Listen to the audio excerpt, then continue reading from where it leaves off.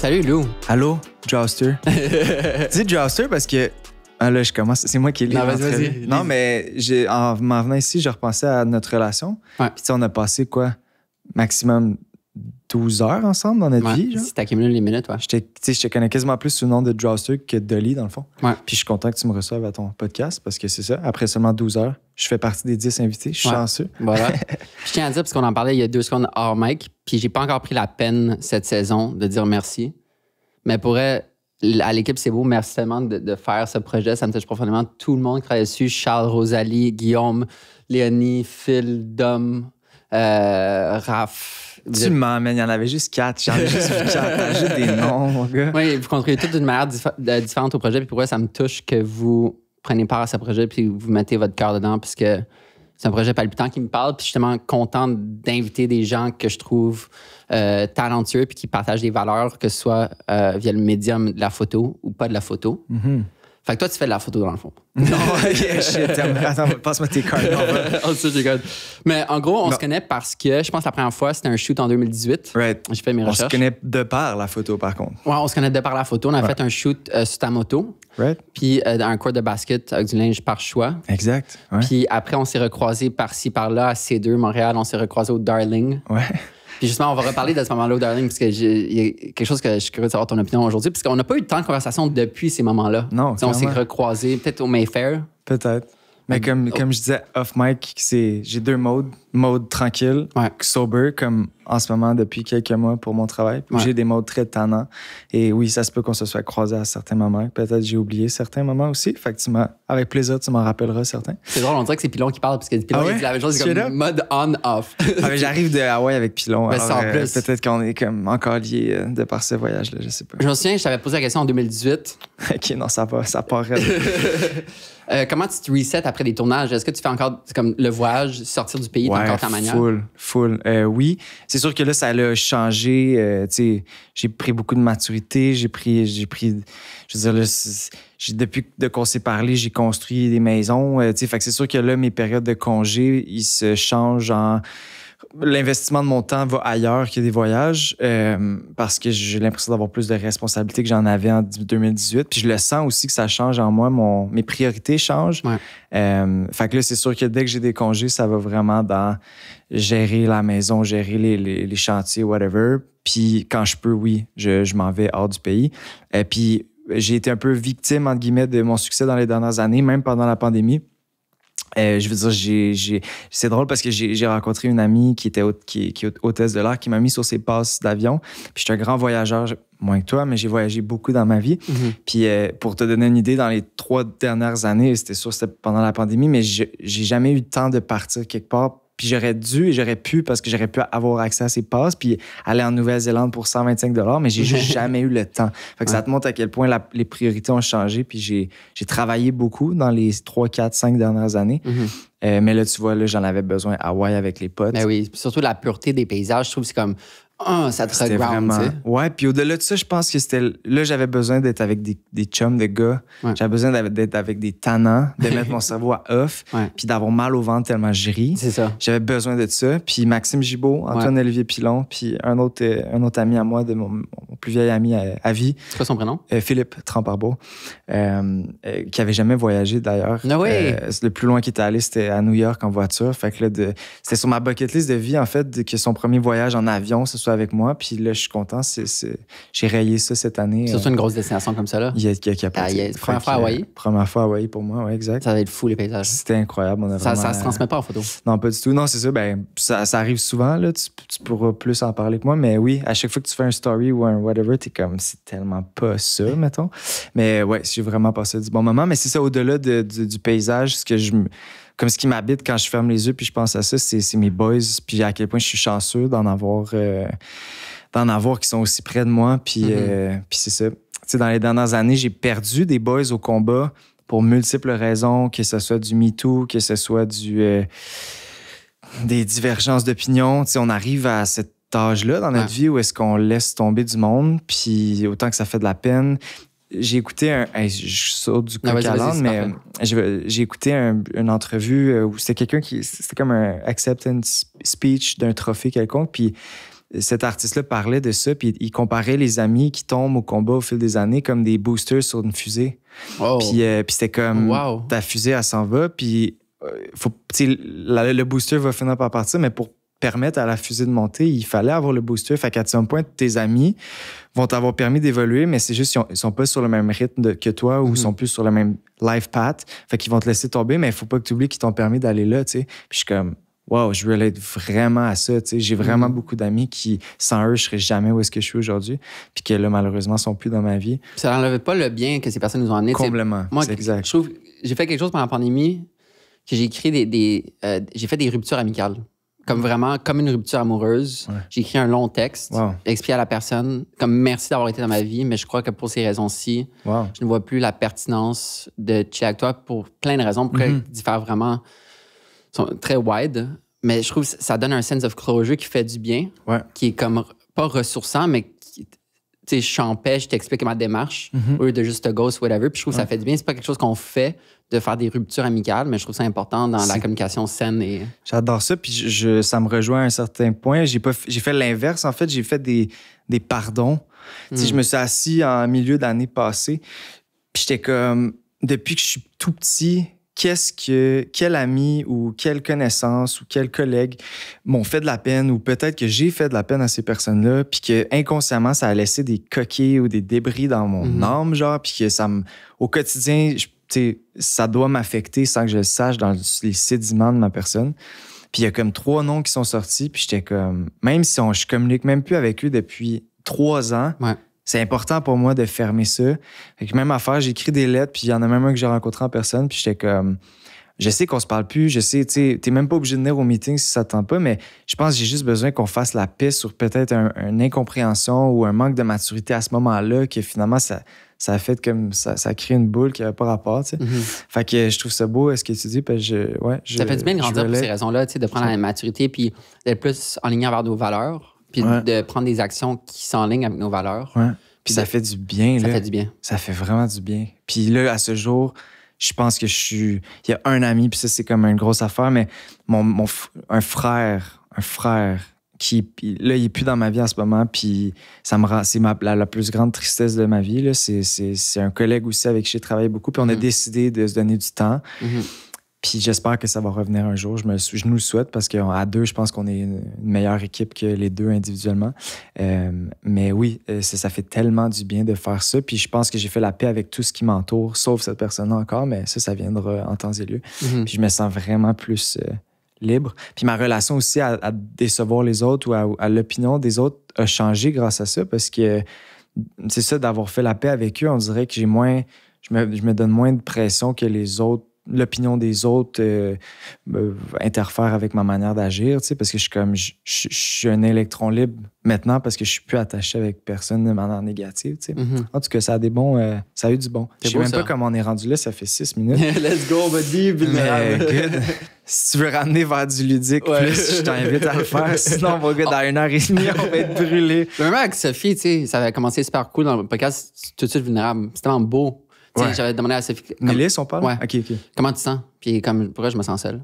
Oh shit. Tu sais, le paradoxe entre Hollywood, puis revenir ici, puis tu le sais, là, les montagnes russes du métier.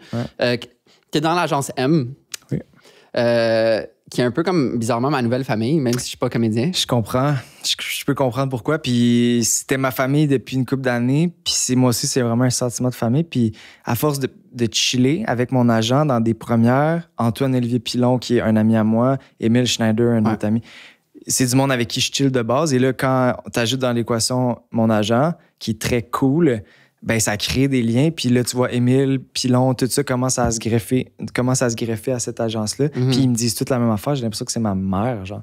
Fait que je comprends que... Mais c'est tellement beau, tu sais. Moi, je suis pas rentré dans l'agence, je suis pas représenté par l'agence, mais on dirait que je suis comme inclus dans la famille. Tu sais, j'étais invité au party de Noël, justement. Puis c'est évidemment Pilon qui m'avait présenté à Marie-Pierre.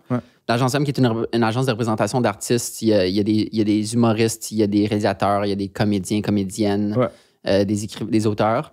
Puis c'est fou parce que d'un point de vue extérieur, comme mettons juste toutes les occasions, tu sais, j'ai pu shoot le party d'été le 30 juin dernier. Oui, je me rappelle, oui. Que t'es arrivé après moi, je pense. Ouais. Ah, mais j'ai vu les photos de ça. C'est ça, mais je pense que je suis parti juste avant que t'arrives. Puis après, juste de voir Noël, pas shooter, mais juste voir. Puis c'est fou la qualité de la relation que Marie-Pierre a avec toutes les personnes, puis comme c'est tellement sincère, tout le monde a l'air tellement content d'être là, puis je trouve que ça prouve... C'est sûr que c'est comme tous des artistes, évidemment, fait que ça a juste un facteur qui est différent que, mettons, une agence de représentation de comptable, mettons. Mais c'est beau de voir l'amour, puis qu'on peut avoir des belles relations d'affaires, mais qui sont ancrées dans l'amour, puis dans le respect, puis dans la compréhension, puis dans l'ouverture, puis... Ouais, puis Marie-Pierre, que tu l'as nommé, là, Marie-Pierre, il est pour beaucoup là-dedans. Puis moi, ce qui m'impressionne, c'est la relation intime qu'elle a avec chacun de nous. On doit être une trentaine, quarantaine, maximum. Je pense que vous êtes rendu à 90 talents. 90. 80 ou 90, oui. J'avais demandé fait que 30 par sexe, peut-être. 30, 60 plus des auteurs, autrices. 90, OK. Mais moi, je me sens comme si c'était ma mère dans la mesure où je l'appelle à n'importe quel moment. Puis elle sait d'où je viens, c'est quoi mon horaire, puis où je m'en vais. Oh mon Dieu. Pas de stress. Impossible. Il y a un truc impossible, ma bad. Fait que tu disais qu'il n'y avait pas d'édit dans tout ça. Ça va-tu faire partie de notre podcast? Tu veux qu'on laisse ou tu veux qu'on... Non, on peut laisser, ça me dérange pas. Ça montre que je suis maladroit aussi. On aurait pu laisser avec un hoodie, c'est beau. Ça aurait peut-être... ouais, c'est ça. Fait que de voir qu'elle a une relation particulière avec chacun d'entre nous, je comprends même pas à quel point sa tête est capable de se... là pour pas que tu te... Sa tête est capable de se subdiviser en 100 personnes, puis elle nous fait jamais sentir qu'on la dérange ou que... Puis ça montre le talent, puis la chaleur, puis l'âme, puis l'amour qu'elle a, puis qu'elle porte pour les artisans, tu sais. Pas juste le métier, pas juste le médium, mais l'artiste, là. Puis ça, c'est ça. C'est ce qui fait que je me sens... Elle a vraiment une vision pour la culture, tu sais, qui est comme, tu sais, elle veut faire rayonner les gens, elle veut faire rayonner le cinéma du Québec. Pas pour ces gens, mais pour le Québec, tu sais. Ouais, exact. C'est tellement beau. Ouais. Juste pour en nommer quelques-uns, tes gros projets, L'échappée, parce qu'en fait, la saison 1, je l'ai pas dit en air, mais la saison 1, parce que je veux pas que ça soit un podcast biographique. Puis un défaut de la saison 1, c'est qu'on plongeait tout de suite dans la vulnérabilité. OK. Puis des fois, des gens ne savent pas qui a fait quoi. Ouais. Fait que juste un rapide glimpse. L'échappée, Stat, Jérémy, 1,54, les films 1,54 avec Pilon, justement, puis Annie Ganninglin, le journal d'Aurélie Laflamme. Ouais. T'es pas mal gros projet que t'es devant la caméra. Ouais. Mais récemment, t'es aussi... Ben pas récemment, ça fait quand même longtemps que t'es derrière la caméra. Puis je veux vraiment parler de cette dualité, justement, que tu vis maintenant. Mais avant toute chose, on peut pas en parler. C'est l'éléphant dans la pièce, Stat. Ouais. Ayant fait des plateaux depuis 1 an et demi environ, depuis Sam, justement, les gens réalisent pas à quel point les gens sur les plateaux, en général, oublie Stat, oublie les quotidiennes, travaillent très fort. Ouais. Comme je l'ai déjà dit, mais je veux que toute personne qui écoute la télé ou écoute des films vienne sur un plateau une journée pour voir c'est le quoi l'envers cœur de ça, puis l'effort que les gens consacrent à ces formes d'art. Comment c'est une énorme fourmilière, de la communication incroyable et des fois pas incroyable, là, mais avec beaucoup d'amour, avec beaucoup de talent. Puis, mais là, rajoute l'aspect quotidien. C'est un autre monde. Comme des fois, j'entends des choses sur le nombre de journées de tournage que vous avez, je ne comprends pas comment c'est immensément possible. Je sais même pas par où commencer, Ali. C'est la chose la plus difficile que j'ai faite de toute ma vie. Hands down. De par le nombre de jours de tournage, on fait du 150 jours par année. C'est huge. Pour un comédien, je veux dire, si tu fais 60 jours de tournage dans ton année, je trouve que c'est quand même une bonne année pour un comédien, tu sais, parce que ça reste que il y a peu d'élus pour le nombre de demandes qu'il y a. Il y a peu de projets. Tu peux pas tourner dans 5 projets en même temps non plus. Fait qu'il faut que ça fitte dans le calendrier. Fait que j'aurais tendance à dire que tu sais, si tu fais, mettons, un long métrage, tu fais une trentaine de jours, tu fais une autre série, une autre trentaine de jours, mettons que tu arrives à 80 jours dans ton année, tu as fait une vraiment bonne année. Ça, c'est juste les jours de tournage, by the way, c'est pas les jours de prep ou de... Exact, vraiment juste de travail. Ça, c'est à toi, by the way, celle-là? Je vais sûrement le renverser dans 5. Fait que ça, c'est ça. Mais sur Stat, on fait du 150 jours. Fait que déjà là, c'est une journée sur 3 dans ton année. Genre, c'est quand même incroyable. C'est des heures. Je veux dire, ma moyenne, je me lève à 4h45 le matin, puis j'arrive chez nous à 19h30, 20h le soir. J'ai la rapidité avec laquelle on tourne, parce que pour te donner un exemple, en cinéma, on va faire 2 scènes, 3 scènes dans ta journée. Sur une série normale, L'échappée, par exemple, on va peut-être faire du 7 scènes, 8 scènes. Puis sur Stat, je veux dire, on fait peut-être du 15 scènes, genre. On fait du 35 pages par jour, tu sais. Fou. Fait que c'est vraiment... C'est même pas comparable, genre, à quelque chose de normal, mais c'est parce que la rapidité est nécessaire pour la quotidienne. On tourne 4 épisodes en 5 jours. Fait que, je veux dire, c'est... Attends, check ça. C'est ridicule pour eux. Comme les gens comprennent pas que par rapport à jouer une partie de hockey, c'est un Ironman. Ouais, puis là, on parle des journées de tournage. C'est vraiment... Puis c'est du one take, en moyenne. Là. C'est-à-dire que je me trompe une fois, c'est comme... Bon, on va la refaire, c'est good. Mais tu te trompes 2-3 fois, c'est parce qu'il faut y aller. Fait que ça se peut que ça soit la take qui aille dans le show si tu te sois un peu trompé. Mais tu sais, mettons... Mais ma moyenne, là, en ce moment, mettons, ça, c'est mes 2 semaines. Je dois être à du 70 pages semaine. Fait que ça, c'est ma semaine prochaine. C'est fou. Tu vois-tu le tic, genre feel the thickness. Mais juste comme, genre, le fait que c'est... Mais ça, c'est rendu mes clés de char, mon cellulaire, mon portefeuille puis mon cartable, si je peux jamais quitter nulle part. Juste le fait que ça soit... On dirait que t'es à l'école, tu sais. On dirait que j'ai l'impression d'étudier en médecine, pour vrai, parce que ça demande une scolarité irréprochable. Je vois pas d'amis, je vois pas de famille. C'est les sacrifices de faire ça. Mes fins de semaine sont chez nous à lire mes textes, à dormir, à me reposer à 8 heures. J'arrive chez nous, je mange un petit truc puis je suis déjà couché. Je révise mes textes pour le lendemain. Je suis pas en train de me plaindre, au contraire, je suis vraiment satisfait, je suis vraiment content, je suis heureux. Je me surprends à être dans mon char puis à revenir du travail puis d'avoir un sourire d'en face. C'est tellement important. Je suis content pour toi. Thanks, man. Je suis vraiment content pour toi. Je me sens privilégié puis c'est même pas une affaire de au Québec, on est né pour un petit pain puis genre t'as eu cette job-là. Sois content et grateful. Je le suis réellement parce qu'il reste que si c'est pas moi, si ça avait pas été moi, ça aurait été un autre. Puis je suis bien conscient que je suis pas irremplaçable au même titre que je pense que les autres comédiens du show ne sont pas non plus à un certain niveau. Tu sais. Puis ça a donné que c'est moi qui l'ai eu, puis c'est moi qui porte le flambeau de ce show-là. Fait que je suis vraiment très, très content. Je prends chaque jour comme si c'était le dernier, pour de vrai. Parce que je sais jamais qu'est-ce qui peut arriver. Puis le jour où mon personnage va peut-être mourir, je sais pas, je vais avoir vraiment beaucoup de peine parce que je suis comme un gars qui carbure au sentiment du devoir accompli. Puis jamais dans ma vie, je me suis dépassé autant que je le fais là. Je suis complètement brûlé, mais complètement heureux et rempli au niveau artistique. Justement, j'avais parlé avec Marcel Leboeuf sur Brassé Rouge. Lui a fait 30 vies. Puis je pense, si j'ai fait 30 vies aussi. J'avais commencé. J'ai fait 30 vies puis un peu de district. Fait que je savais dans quoi je m'embarquais, mais c'est next level. Mais il a dit que ça pourrait. There's no going back. Une fois que t'es tellement forcé d'apprendre tellement de textes, je pense qu'il avait dit qu'il avait fait comme 500 demi-heures, quelque chose de même. Ouais, ça puis, tu sais, il dit que maintenant, il n'y a plus jamais un problème pour apprendre un texte. On dirait que ça te pousse. Mais je te dirais que le défi de ça, c'est que c'est des termes... en plus? C'est des termes médicaux, tu sais. Puis, tu sais, j'ai des répliques.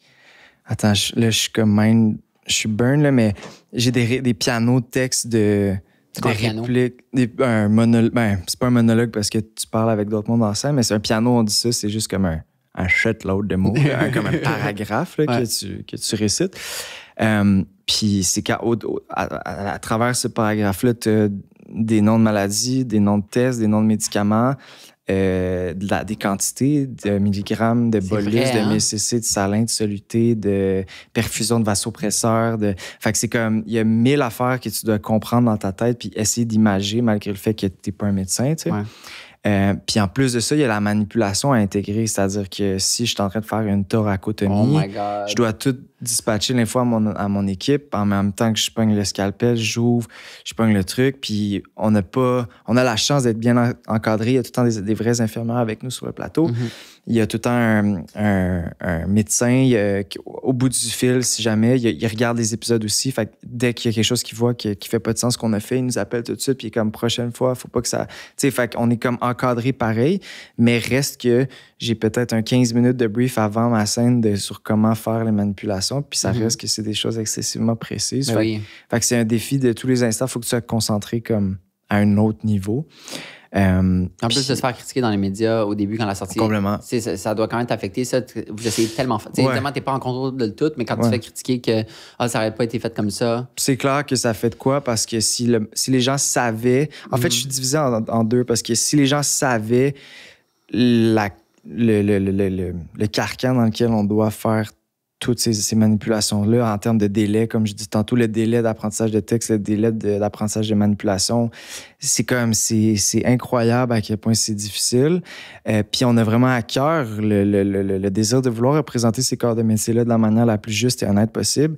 Mais des fois, on peut juste pas y arriver. Là. Des fois, comme justement une thoracotomie en 5 minutes, c'est genre un affaire tellement précis. Genre, c'est tellement... Fait que c'est sûr que des fois, on en laisse volontairement passer parce qu'on peut pas. Puis on met ça sur le dos. Tu sais, on fait de la fiction, ça a le dos large. Ouais. Parce que c'est vrai qu'au final, on fait de la fiction. Puis monsieur, madame, tout le monde qui sont pas en médecine, ils vont me voir couper une affaire. Puis l'important, c'est pas ça dans la scène. C'est est-ce que le patient va survivre? Est-ce que moi, le personnage, ça va changer de quoi dans ma manière de traiter le monde? Est-ce que je vais faire une erreur qui va... Tu sais, comme être dans l'émotion humaine. Puis si l'émotion est vraie, ben le reste, on s'en fout. Après, j'ai fait beaucoup d'heures de stage au CHUM avec des vrais urgentologues en observation pour la préparation du rôle. Puis d'avoir passé du temps avec eux, ça m'a montré à quel point on a un devoir de les représenter de la manière la plus tight possible parce qu'ils sauvent des vies, ces gens-là.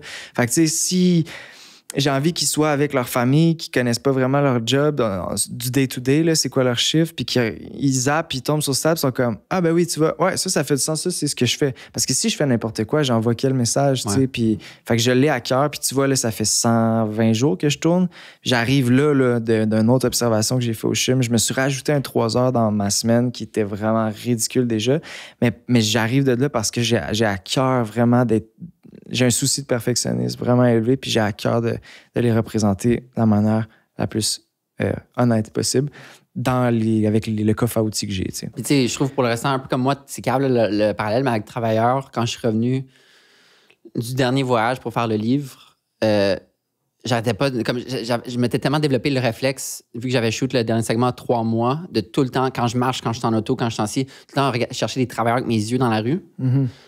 Que quand je suis arrivé à Montréal, le livre était fini, puis je cherchais quand même tous les travailleurs avec mes yeux, puis ça donne tellement une expérience de vie que tu vas prendre pour le restant de ta vie, tu sais.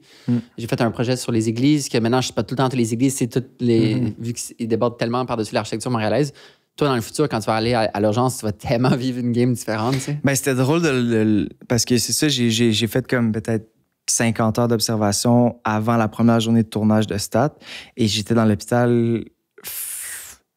mesmerized par tout ce qui se passait devant moi, puis dans un néant profond d'incompréhension de tout ce qui se passe, justement. Là, la vague doit être tellement comme grosse, surtout en prep pour ton rôle, c'est comme « Oh, shit! » Mais c'est angoissant, parce que comme, tu le vois courir partout, puis régler tout, puis t'es comme « Faut que je fasse ça », mais en tout cas, ça m'avait vraiment beaucoup stressé, mais ça m'avait beaucoup aidé aussi.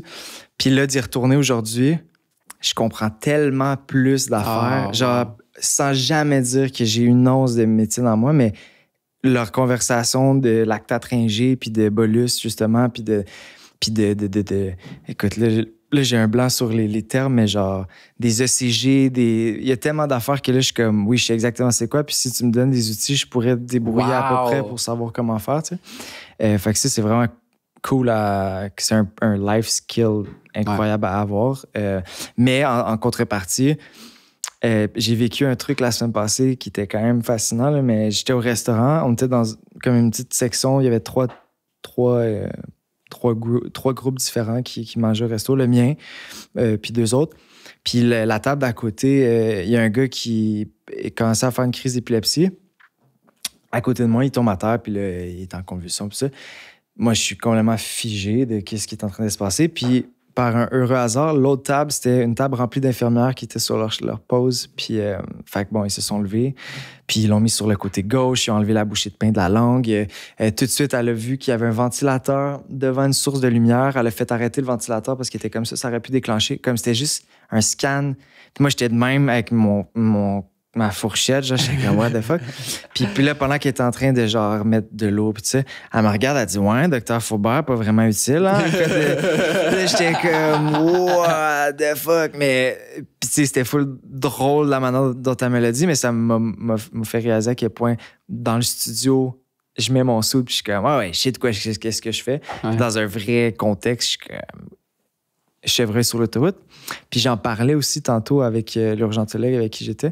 Puis j'ai parlé de cette anecdote-là. Puis il était comme, tu sais, Lou, nous, on est habitué aussi de travailler dans un contexte d'hôpital avec des infirmières. Quand on arrive pour voir un patient, il a été lavé de son sang, tous les tests comme de base sont faits. Fait que le patient est comme préparé puis dans un environnement contrôlé. Il dit, ça m'est arrivé de voir des accidents de char puis de figer puis ça fait 25 ans qu'il pratique, tu sais. Fait qu'il y a comme un parallèle, le fun entre lui aussi, comment il vit à l'extérieur de son milieu de travail.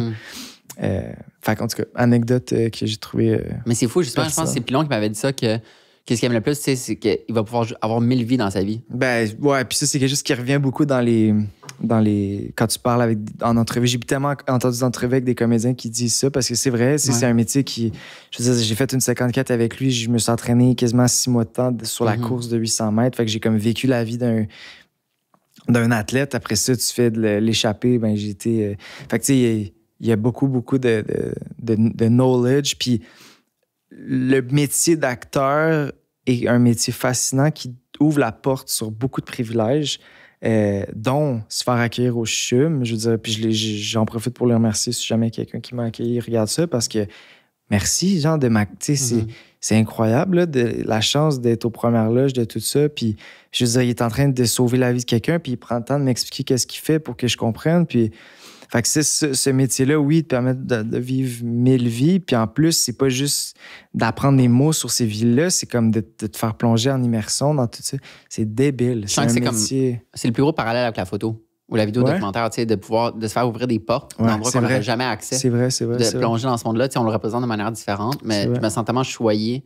Moi, j'avais vu une citation de Party with Sylvain, qui était un photographe à Montréal.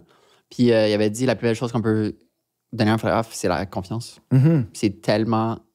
C'est cheesy, là, mais ça prend longtemps de bâtir une confiance. Tellement facile à casser. Oui, complètement. Combien de temps avant le début de la première journée de tournage, tu savais pour le rôle? De stats? Ouais. Ça a été tumultueux, tout ça, mais je dirais au moins un mois et demi. Ouais. Puis comment tu t'es préparé, mis à part aller dans des milieux hospitaliers, comment tu t'es pratiqué pour comme le sharpness de ton cerveau? Ben, je suis quelqu'un qui est très professionnel. Ça veut dire ce que ça veut dire. Là, Méthodique. Méthodique, ouais. Je suis très méthodique. Puis quand j'embarque sur de quoi, je le fais pas à moitié. Puis j'y vais pas. Tu sais, comme juste le fait d'être à jeun, là, c'est pas facile pour moi d'être à jeun. Puis c'est pas parce que j'ai des troubles de consommation, au contraire, mais je suis un gars qui aime avoir du fun quand l'espace pour avoir du fun il est disponible, tu sais. Ouais. Puis, quand j'ai su que j'ai eu le rôle même à faire, entraînement physique, entraînement sportif, dormir, me forcer à me coucher super tôt, tu sais, en sachant que c'est ça qui allait arriver avec mes journées. Sinon, apprentissage du texte, j'ai toujours été quand même une bonne éponge. Là, c'est un autre niveau. Là. C'est quand même incroyable. Mais sinon, c'est ça. J'ai écouté peut-être 3 saisons de Grey's Anatomy. C'est con, mais ça m'a vraiment aidé à comprendre la hiérarchie, la manière dont les différents postes se communiquent, à quel moment un médecin court, à quel moment un médecin marche. Il y a plein d'affaires que tu peux observer dans ces shows-là. Puis ça a été pas mal ça, dans le sens où après ça, il faut que tu plonges, puis il faut que tu le vives, puis il faut que tu y ailles, tu sais. Puis là, ben ça fait 120 jours, fait que l'hôpital, c'est ma maison, là. Je suis plus là que chez nous, dans le fond. Ouais. Fait que je commence à être vraiment plus à l'aise avec les interactions de tout le monde, avec les accessoires, parce que une chose que j'ai voulu travailler pour rendre ça vraiment authentique, c'est que ça devienne une extension de toi, un tiroir ou un dossier ou que tu penses même pas à où est-ce que c'est, mais que c'est là. Fait que tu peux faire ta scène, pogner un dossier, donner ça à l'autre infirmière, tirer le tiroir, aller chercher la clé USB, mettre ça, RAM-Q. Tu sais, comme plus que tu fais ça, plus qu'on dirait que après ça, tu as juste à livrer ton texte avec la manière plus comme real possible. Mais il y a comme beaucoup que tu peux contribuer à la crédibilité de ton personnage. Là. Quand j'étais bartender, justement, c'est comme parallèle, mais tu sais, genre, ton speed rail, ça va tellement vite. Je sais pas, tu fais comme, je sais pas combien de centaines de gin tonic par soir, mais comme quand c'est rendu que tu y penses plus, c'est tellement smooth, c'est tellement agréable, puis je peux tellement comprendre. Toi, c'est plus. C'est tentaculaire, en fait. C'est comme. Littéralement, Ouais, fait que ça, c'est quelque chose que. Puis après, ben, c'est c'est de connecter avec les individus qui sont derrière les personnages aussi, parce que ben là, ça devient ta famille imposée. Puis ben, il y a des plateaux sur lesquels tu t'entends plus. Ça reste des relations humaines. Là. Fait qu'après ça, ben, c'est de connecter avec tout le monde pour que. Je pense que je considère que quand tu connectes avec l'individu, le jeu, tu vas être encore capable d'aller plus loin. Tu sais, 1,54, Pilon et moi, on était déjà des frères avant. Vous l'avez tatoué? Oui, c'est vrai. Ouais. Puis d'avoir été des frères avant, je pense que ça nous a permis dans le jeu d'aller encore plus loin. Tu sais, il y a une scène où genre, je crache d'en face, là, tu sais, mais je pense que je me serais peut-être pas permis de faire ça avec un autre comédien, mais là lui, j'étais comme... Ça va même pas le déranger, genre, parce que je connais sa tête, je connais son... Fait que ça te permet d'aller à certains endroits, tu sais. Fait que... Mais c'est ça. Je suis encore en train de découvrir pareil, mais là, je suis un petit peu plus... je connais un peu plus c'est quoi les dimensions du carré de sable. Les textes sont écrits combien de temps en avance? Ça, c'est l'autre défi, c'est qu'on les reçoit une semaine à l'avance. C'est-à-dire ça, que là, on est mardi aujourd'hui. Fait que dans le fond, ce que je t'ai montré, 70 pages, je commence à tourner lundi prochain. Fait que ça me laisse 7 jours, 6 jours, mais en même temps, là, tu vois, demain, je dois tourner peut-être 25 pages demain. Fait que j'ai aussi comme demain à répéter, ma journée de jeudi, ma journée de vendredi, en même temps qu'il faut que je commence à apprendre l'autre semaine, parce que si je prends pas d'avance, à un moment donné, je vais me faire... Fuck. Puis comment tu trouves ça pour la psychologie du personnage? Tu sais, parce qu'un personnage, que tout le scénario est écrit, tu vois vraiment les différentes évolutions psychologiques du personnage, mais là, de les vivre, est-ce que tu trouves que c'est mieux parce que tu fais juste les vivre une semaine à la fois ou... Mais c'est incroyable, puis c'est un bon point que tu amènes parce que tu fais un long métrage ou tu fais une série souvent qui est écrit, comme tu dis, à l'avance, mais tu peux savoir, OK, ben ça, je vais le jouer de même parce que je sais que dans, mettons, 5 pages, il va y avoir un élément déclencheur. Fait que si je le marque comme ça, ben ça va encore plus résonner avec ce punch-là. Là, c'est comme au jour le jour. Puis, fait que c'est un autre défi, mais en même temps, ça te force tellement à être dans le moment présent puis à jouer l'émotion même. Fait que t'es juste dans la vérité de ce que t'as à faire là. Puis c'est quelque chose c'est quelque chose de libérateur aussi. J'ai l'impression de juste pas penser à... Comme la vie est réelle, là, tu sais pas ce qui va t'arriver dans une semaine. Fait que il y a beaucoup d'acteurs aussi qui ils sont pas...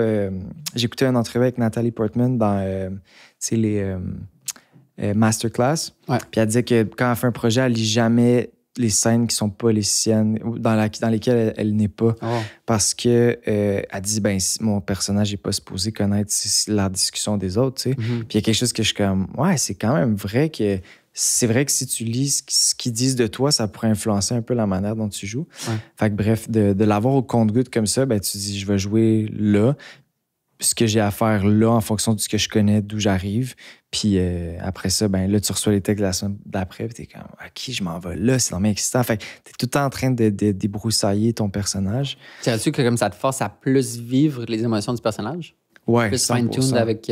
100%, Puis ouais, j'ai vraiment l'impression d'être Jacob parce que l'affaire aussi, c'est que je pense que dans mes journées, je vis plus d'émotions de mon personnage que de mes émotions à moi. C'est fou, ça. Fait que j'arrive chez nous, puis je sais même pas comment je me sentais aujourd'hui parce que j'ai été en tabarnak après le directeur des services professionnels.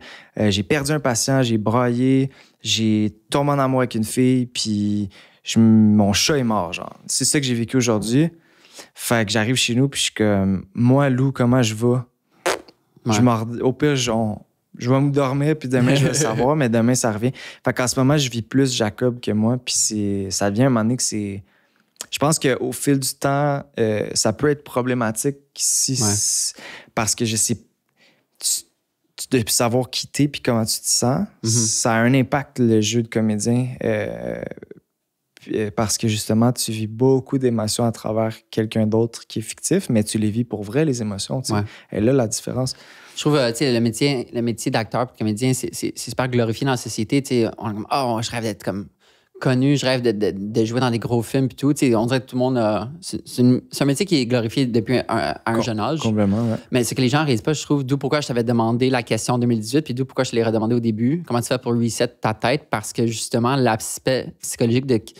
C'est capable, mais de jouer une autre âme que la tienne. Tu sais, juste dans ces circonstances-là, de plus savoir comment tu te sens à la fin de la journée parce que tu vis juste les émotions de ton personnage, ça va tellement être challengeant mentalement si t'as pas des bonnes racines mentales puis des bonnes habitudes de vie mentale. Ben, puis je peux dire que, en toute vulnérabilité, c'est une de mes faiblesses, puis c'est une des choses que je veux apprendre à développer avec les années. C'est qu'on a effleuré un peu ma carrière de réalisation aussi que je fais depuis on va en parler direct après. 7 ans, genre, mais quand je m'assois pour essayer de développer de la fiction ou tout ça, j'essaie de me dire c'est quoi que j'ai à raconter en fonction de ce que j'ai vécu, tu sais. Puis j'ai tellement vécu, ma vie est comme incroyable, genre, c'est ça, je sens que ma vie, elle est... S'il fallait que je meure, tu sais, c'est hard à dire, mais je serais en paix. C'est hard à dire, mais tu comprends où je veux aller. C'est comme il y a un tabou, on dirait que ça, mais je suis comme vraiment content du chemin que j'ai fait, des personnes que j'ai rencontrées, des choses que j'ai ressenties, des défis que j'ai relevés, des prix que j'ai gagnés, de la famille que j'ai eue, que je suis tellement grateful de ça que, at some point, c'est ça, ma vie, c'est juste une bucket list cochée, genre déjà, tu sais, puis... Fait que, où je voulais aller avec ça, c'est que, bon, quand un des plus gros bucket list de ma vie, j'aimerais ça, faire un long, évidemment, un jour. Ouais. Bon, peut-être ça arrivera pas, peut-être ça va arriver. Ça va arriver. Quand je m'assois pour... Thanks, man. Quand je m'assois pour essayer de penser à qu'est-ce que j'ai à offrir aux gens, tu sais, je me confronte souvent avec l'idée de... J'ai peur d'avoir rien à offrir, j'ai peur d'avoir... de pas être intéressant, tu sais, de pas être... pertinent, puis je réalise qu'est-ce que j'ai vécu dans le fond. Mais j'ai tellement vécu d'affaires. C'est juste que j'ai l'impression que j'ai tellement joué des personnages que j'ai tellement vécu des émotions qui ne m'appartiennent pas que quand il faut que je me ressente avec qui je suis, j'ai de la misère à le faire. Puis c'est pas parce que j'ai une peur d'être seul, c'est pas ça. Je suis très bien seul, j'ai des moments de solitude. Mais dans ces moments de solitude-là, j'ai de la misère à aller en grosse introspection parce qu'on dirait que je suis tout le temps dans la surface ou avec les émotions des autres. Fait que ouais, tranche de vie. J'en parlais avec un ami la semaine dernière parce que je suis allé voir Virginie Fortin en spectacle. Ouais. Puis voilà, j'ai tellement de respect pour les humoristes parce que comme tu dois constamment écrire du matériel, tu fais une tournée, tu écris du matériel, tu fais une tournée. Ouais. Mais tu sais, le matériel la vie sur laquelle tu te bases pour écrire ce matériel, c'est ta vie, c'est règle générale. Fait qu'il faut que tu t'assures de vivre, puis après d'écrire. Fait que, mais c'est dur parce que quand tu es tellement dans le cycle de la performance, de faire des shows, tu n'es pas en train de vivre ta vie, tu n'es pas en train de faire un tour du monde puis passer en Inde que tu aurais 1000 anecdotes à raconter drôles. Fait que je trouve ça tellement tricky parce que comme ils doivent constamment parler, mais s'assurer de vivre pour pouvoir parler. Ouais, puis je parlais avec Stéphane Rousseau hier de ça, puis j'étais comme, hey, ça prend combien de temps monter un one-man show? 2 ans. 2 ans? OK, fait que c'est comme écrire un long puis toute la pré-prod avant de le tourner. Même, ça peut aller jusqu'à 3, 4, 5 ans, tu sais, mais moi, je pensais que c'était pas... Je pensais que tu pouvais en faire un an, mais... L'écriture, la recherche, le rodage. Tu sais, Stéphane, il dit, moi, je fais du 80 soirs de rodage. Fou. Il dit, c'est excessif, là. Genre, il y a peu de monde qui se rend jusqu'à-là, mais lui aussi, c'est un perfectionniste. Fait que... Mais tu sais, je suis comme, wow, c'est tellement intéressant. Puis un peu au même titre, autre parallèle, mais les chanteurs qui écrivent des tunes sur, I don't know, break-up amoureux ou... Mais puis que ça devient un hit, ça me rend quand même... Je suis quand même impressionné par l'idée de devoir le faire en show pendant peut-être les 10 prochaines années de ta vie puis d'être attaché à ce moment-là, tu sais. Moi, l'art, je le vois vraiment plus qu'une manière d'exacerber un sentiment ou une émotion ou un moment. Puis une fois que la coquille est sortie, ben on passe à un autre, tu sais. Et là, c'est comme tu sors un projet... Une tonne vulnérable. Puis là, il faut que tu attraines 10 ans de temps. Genre, c'est comme gros respect. Là. Une tune comme I'm in love with the coke. Ouais, c'est ça. Comme étant plus tu à tes enfants. Ouais, c'est ça. Ouais. Parlons-en de la réalisation.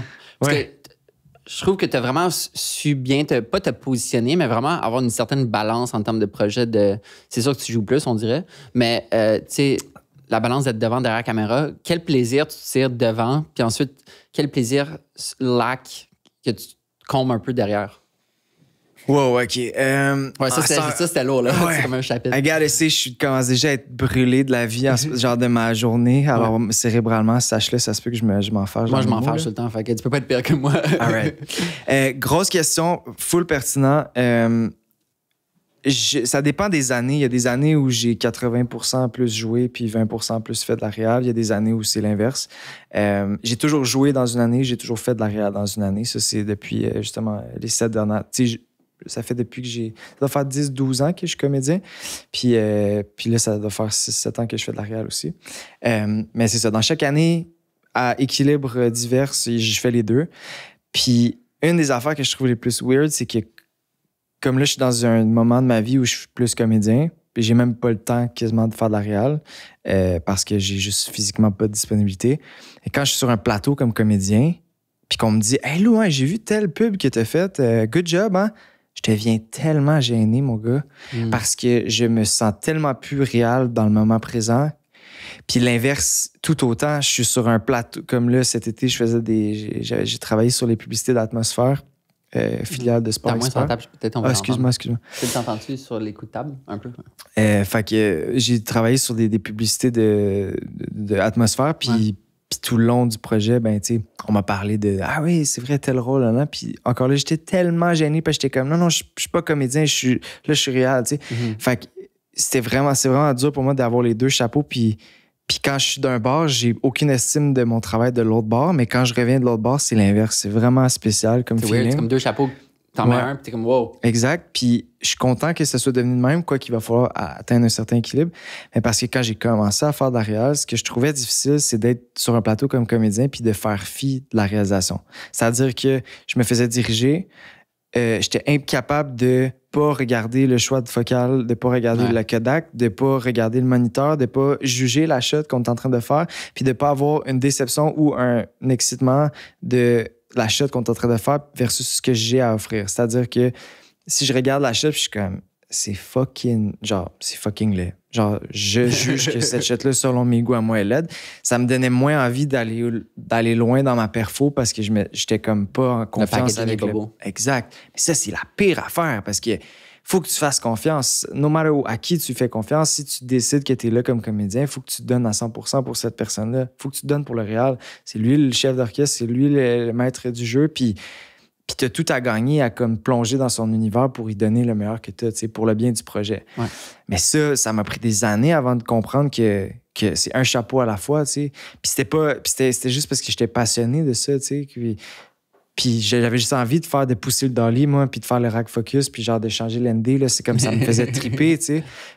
Fait que ça m'a pris beaucoup de travail de me dire, OK, quand t'es comme sur un plateau comme comédien, tu regardes même pas la cam, même que tu désapprends le plus que tu peux, tu sais, pour être capable de justement te concentrer sur ce que tu as à livrer comme performance. Puis donc, l'inverse est aussi vrai. Quand je suis comme réalisateur, j'essaie dans ma manière de diriger les acteurs, de pas entrer dans une interprétation, mais de le rester dans le plus factuel et concret. Puis ça veut, tu sais, on dit souvent qu'on sait seulement quelque chose quand on est capable de l'exprimer. Ouais. Fait que, bien dit, c'est vrai. Les commandes que tu donnes à des gens devant la caméra, tu peux pas aller les jouer toi-même. Faut que mais c'est parce qu'il y a beaucoup de réals qui font ça, en fait. Puis c'est aussi full formateur pour un comédien de travailler avec plusieurs réalisateurs, et pour le jeu et pour la réalisation, parce que je veux dire, même si je me porte le chapeau puis je regarde pas, je veux dire, la manière dont il gère son équipe, j'emmagasine 100% de ce que je suis en train de voir pour prendre ce que j'aime puis laisser ce que j'aime pas pour être un meilleur réalisateur ou un meilleur comédien. Mais il y a beaucoup de réalisateurs qui ont tendance à vouloir jouer la scène, autant en doublage ou en voix ou en fiction. Puis c'est vraiment tough pour un comédien de recevoir ça parce que là, tu te fais présenter un moule dans lequel il faut que tu fites, puis tu essaies d'atteindre ça. Des fois, tu n'es pas capable parce que naturellement, c'est pas chez toi, ça. Ça demande un petit travail de préparation en amont que là, tu n'as pas parce que tu te le fais imposer. Puis on est des bébites, genre les comédiens, on est du monde hyper sensible que genre, si tu tapes un peu trop sur le clou, tu vas casser l'individu, puis tu vas casser sa confiance en lui. Puis si tu casses sa confiance en lui, il sera plus capable d'aller te donner ce que tu as besoin. C'est vraiment des êtres sensibles, parce qu'ils sont tous vulnérables, tu sais. Puis il y a beaucoup de... Puis je trouve que la manière de donner une information pour atteindre un objectif avec un acteur, c'est de lui donner l'impression que c'est lui qui a fait le cheminement, genre. Parce que si tu lui dis « fais-moi-le comme ça », ben là, tu lui imposes de quoi? Tandis que si c'est comme « ouais, mais tu sais, imagine que genre, je sais pas... tu sais, comme l'instabilité quand t'es sur une glace, puis là, ah ouais, OK, fait que plus d'épaules, genre, ouais, plus d'épaules, c'est une bonne idée. Fait que là, il y a comme de quoi qui vient en lui, qui est comme une idée que lui a, puis qui amène sur la table. Puis là, il y a de la confiance, puis il y a du bonheur, puis ben là, tu vas le voir dans ses yeux qu'il y aura la petite spark, tu sais. Fait que oui, il y a une manière de faire comme chaque chose, mais je pense que autant un nourrit l'autre, puis c'est pertinent d'être juste à l'écoute et intéressé de ce qui t'entoure, là, dans peu importe quel métier tu fais. Autant, je pense que de laisser un chapeau de chaque bord, des fois, ça fait du bien. Puis qu'est-ce que ça vient de chercher en toi, la réalisation que tu te retrouves pas dans le jeu, qui te comble, qui te font sentir bien? Ben, la chasse aux images, moi, c'est quand même quelque chose qui peut-être qui va relate avec la photographie, mais la chasse à une belle composition, de mettre autant d'efforts à jouer quelque chose, puis de l'apprendre, puis de le vivre, de le donner, ce mandat-là, à quelqu'un en qui j'ai confiance, puis qui s'ouvre à moi. Je me sens vraiment privilégié. Tu sais, j'ai fait un court-métrage qui s'appelle Exode avec Sophie Nélis, que tu as mentionné tantôt.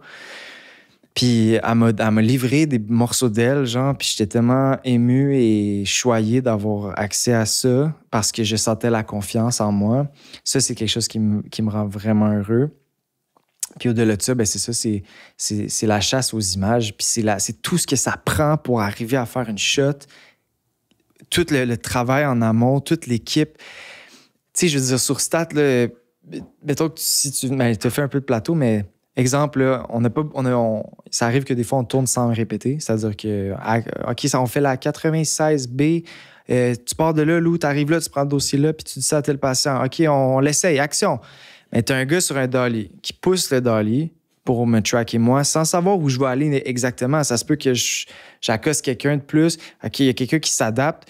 Il y a le DOP qui tilt la caméra pour essayer de me garder dans le cadre. Tu as la personne qui racle le foyer, qui c'est quelque chose de vraiment difficile.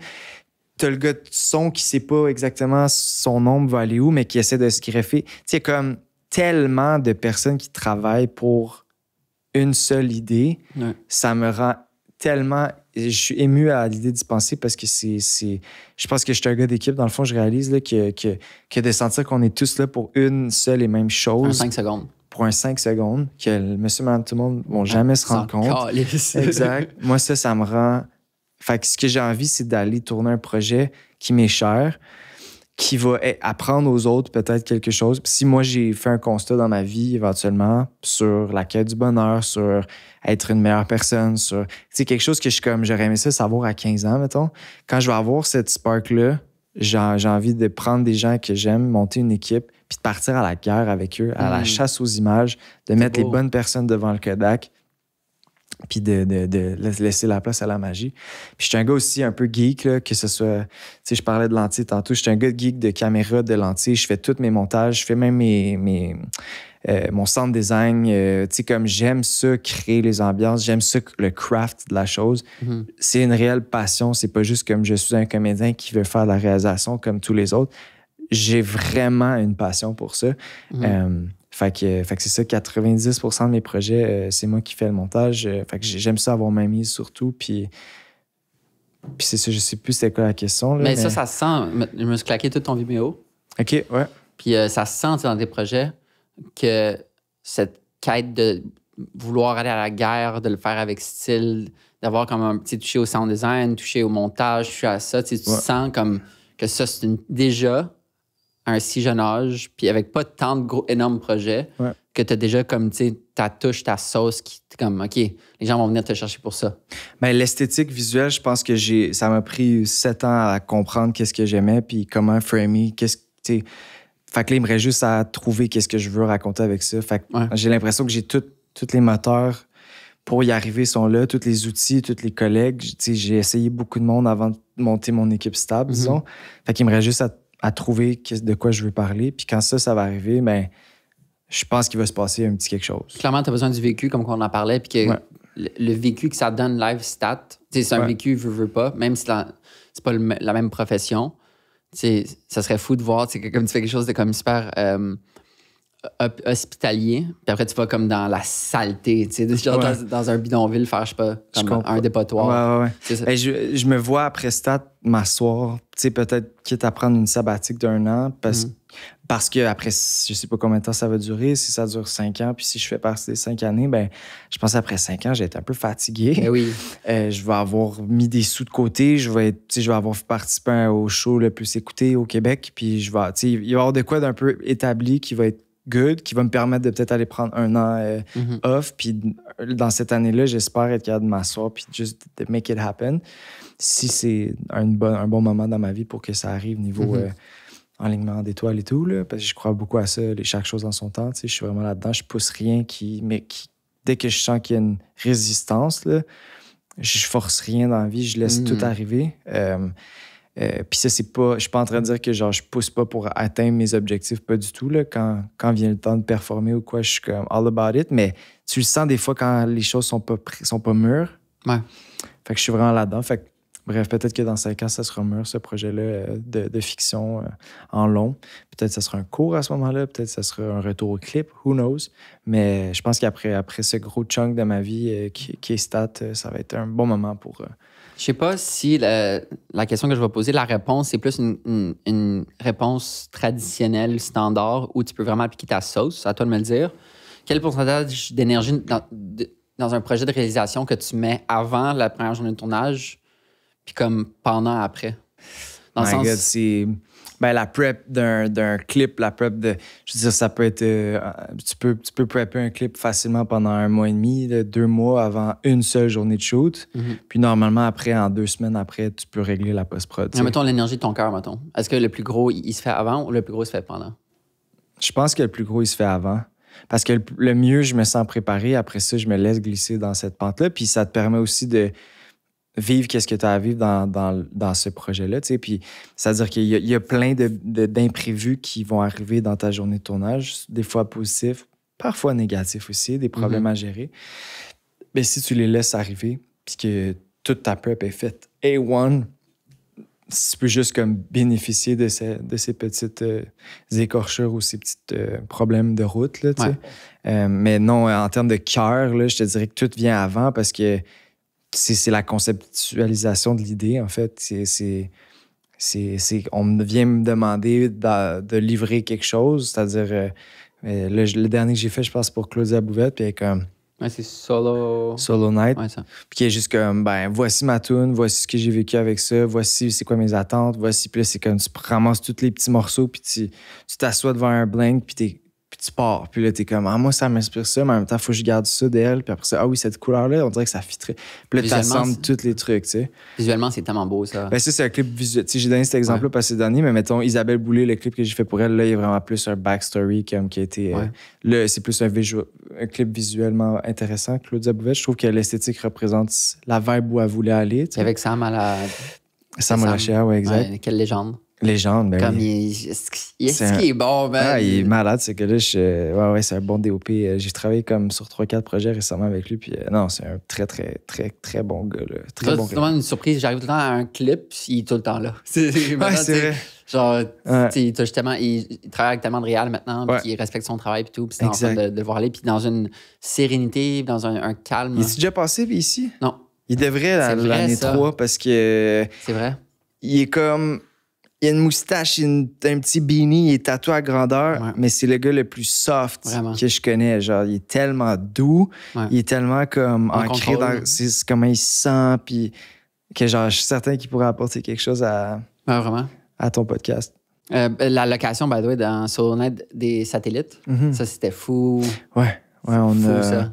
C'était pas top legit. Ouais, c'est jamais top legit. Mais non, c'est du clip, là, on y va à l'arrache. Là, mais ouais, c'était crazy. C'est dur à croire, c'est au Québec, en fait, quand tu vois ça. Là, mais ouais, c'est ça. C'était pas top legit, fait qu'on n'en parle pas trop, mais encore là, ça fait partie du projet, ça fait partie de ce qu'on a vécu à travers ça. Tu sais, c'est ça, faire un clip, c'est aller à la guerre aussi, là, vraiment. Là, parce que c'est souvent peu de moyens pour genre des ambitions qui n'ont pas rapport.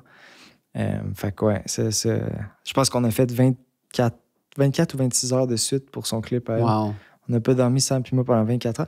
Il me suivait, en tout cas, d'une location à l'autre, puis son char, il driftait. On était sur la 15, puis il pognait le clos, genre.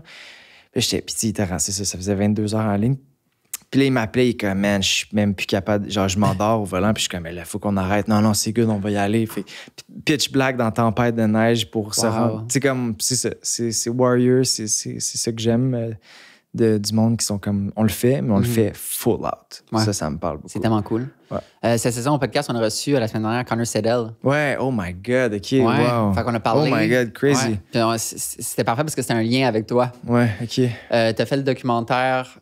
Je sais pas si on va. Ben ouais, c'est un documentaire parce que techniquement, ça documente la création d'un album, mais c'est l'album 1969. Ouais. Puis c'est fou ça parce que, d'un, le style est malade, je trouve qu'il est tellement approprié. Ton approche là-dessus était tellement appropriée. Ouais. Mais aussi, tu sais, comme historiquement, culturellement, des collectifs d'artistes comme ça, tu sais, ça marque quand même quelque chose de gros dans la culture. Puis c'est quand qu'on va revoir tous ces artistes ensemble.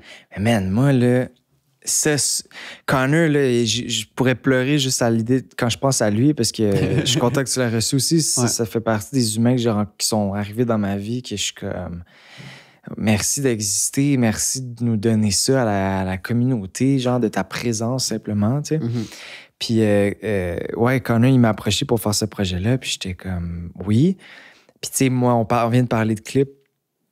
Je suis toujours arrivé dans la musique une fois que le produit était fini, une fois que c'est genre un point wave, là, que c'est comme c'est quelque chose qui existe déjà, tu sais, mais le processus avant, j'ai jamais compris comment tu sais, moi, ça m'a toujours intéressé les artistes, ils arrivent-tu préparés, tout est écrit, est-ce qu'ils jamment, c'est comment ça marche, le studio, les instruments sont tous en même temps, c'est quoi, tu sais. Puis Connor m'a donné accès aux premières loges de genre, justement, tu sais, Half Moon Run, Safia Nolin, les Sœurs Boulay, Eliade Maginot, Claudia, Ariane Moffat. Ariane Moffat, my God, thanks, bro. Non, t'inquiète, parce que je l'ai appris pour le podcast avec Connor, là, je fais juste répéter. Fait qu'il m'a... Louis-Jean Cormier, en tout cas, tout ça. Puis j'ai eu accès une journée avec chacun où est-ce que j'étais assis dans le studio à terre avec ma Bolex, puis genre, je faisais juste capturer des moments, puis poser des questions, puis mais principalement observer qu'est-ce qu'il est en train de faire. Ouais. C'était tellement intéressant, puis je suis reconnaissant d'avoir pu faire ce projet-là, mais maintenant, je sais que chacun a sa propre méthodologie. Il y en a qui arrivent, Matt Olubowski arrive, tout est écrit, comme tout est réfléchi, tout est... Puis t'as Elisapi ou Safia qui part avec une mélodie, un thème, mais qu'après ça, qui pitch des mots, puis finalement, t'as une toune à la fin de la journée, puis je suis comme...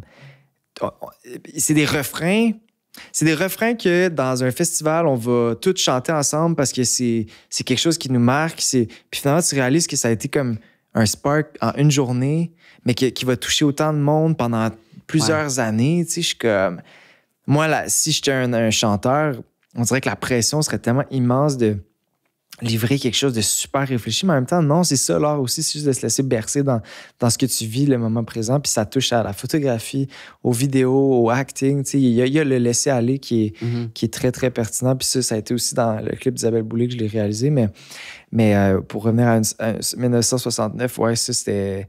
Je pensais jamais vivre ça dans ma vie, puis ça m'a ouvert les portes sur ça, puis j'ai capoté. De pouvoir vivre cette première expérience en studio, en plus au Treehouse, qui est super beau, en plus avec un A-list roster. Exact. Puis c'est ça qui disait que, tu sais, les seules 4 personnes qui étaient là tout le temps, c'était toi, je pense Ghislain, ingénieur de son. Ghislain Luc, ouais, exact. Puis Kate, sa blonde, puis Connor. Puis tu sais, vous étiez comme les 4 témoins de toute l'expérience. Exact. Puis ça, tu tournais avec une Bolex. Ouais.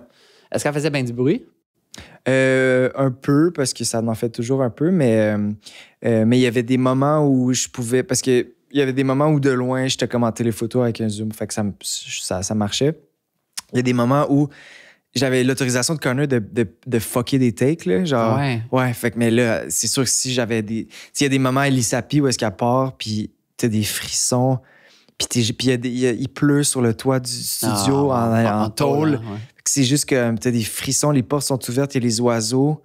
T'es juste que, mais non, tu brûles pas ça. Mais il y a d'autres moments où, tu voyais que ça fait 3-4 fois qu'il essaie des affaires. Mais là, je me permettais de brûler des takes en polluant un peu l'audio, l'enregistrement.